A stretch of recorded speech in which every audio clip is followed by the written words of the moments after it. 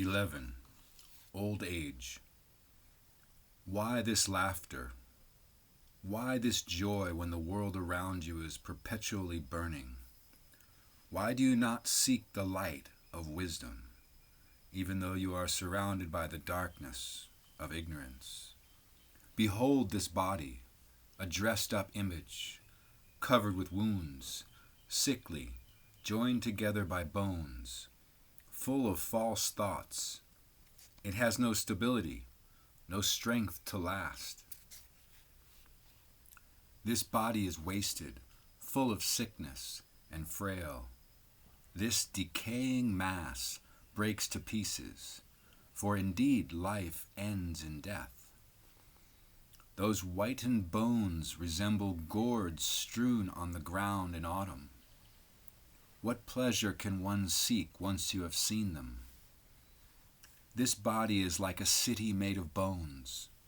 It is covered with a plaster of flesh and blood, and inside it dwells decay and death, pride and deceit. As the glorious chariots of kings are destroyed, so does the body also does decay. But the Dhamma of those who are good never decays. Thus the good teach the good. A man who has learnt little grows old like an ox. His body grows in size, but his knowledge does not grow at all. Through many births I have suffered in my quest of seeking the builder of this house, the creator of this world, and the pain of rebirth has been much. But now I have seen you, O builder of this house. You shall not build my house again. I have broken all your rafters and sundered your ridgepole. My mind has attained to the extinction of all desires and is now free and awakened. Those who have not led a holy life or amassed any treasure in their youth will perish just like those aged herons that stand by a lake empty of all fish. Those who have not led a holy life or amassed any treasure in their youth lie discarded like broken bows, sighing after the past. 12. Self. He who holds himself dear should protect himself carefully. A wise man should be alert throughout the 3 watches of his life: childhood, youth, and old age.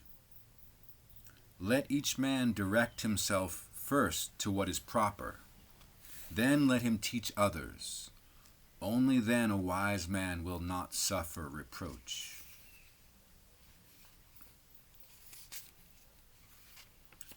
Let each man first become himself what he teaches others to be. Only by being self-disciplined can one teach discipline to others. And disciplining one's own self is indeed difficult. One's own self is the true protector of self. Who else can be your protector? Learn to control yourself, and you will become your own master. The evil done by one's foolish self, self-begotten and self-bred, grinds the self, just as a diamond grinds a precious stone. Just as a creeper destroys the tree that it surrounds, so does he whose wickedness is very great end up destroying himself, as an enemy would wish. Deeds that are bad and hurtful to oneself are easy to do. It is much harder to do that which is beneficial and good for oneself. The foolish man who scorns the teachings of the venerable ones and the noble ones bears fruit to his own destruction, just like the bamboo tree that dies when fruits are borne to it. By one's own self is evil done. By one's own self one is degraded, By one's own self is evil left undone. By one's own self is one purified. Purity and impurity depend on one's own self. No one can purify another. Let no one ignore his duty to his self for the sake of another's needs, however great that need may be. Know what is good for yourself, and then give yourself completely to achieving that good.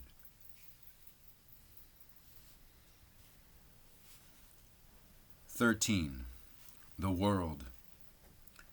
Indulge not in crude desires. Live not in ignorance. Follow not false doctrines. Eschew this worldly existence. Rouse and be aware. Do not be ignorant.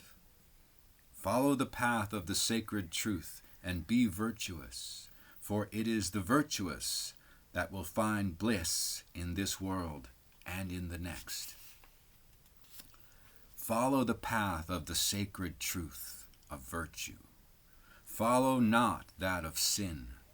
The virtuous will find bliss in this world and in the next. Look upon the world as a bubble.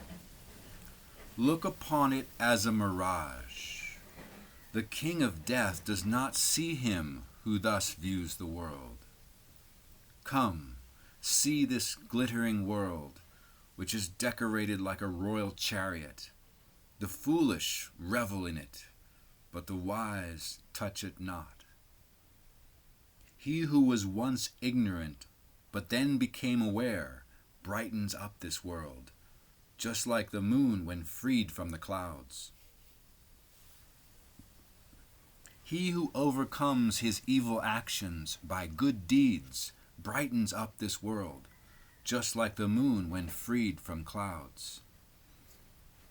This world is blind. Only a few can see, and it is only these few who soar towards heaven, just like birds that have escaped the net. Swans fly along the path of the sun, passing through space with miraculous power. Similarly, the wise are led out of this world upon conquering Mara and his army of death.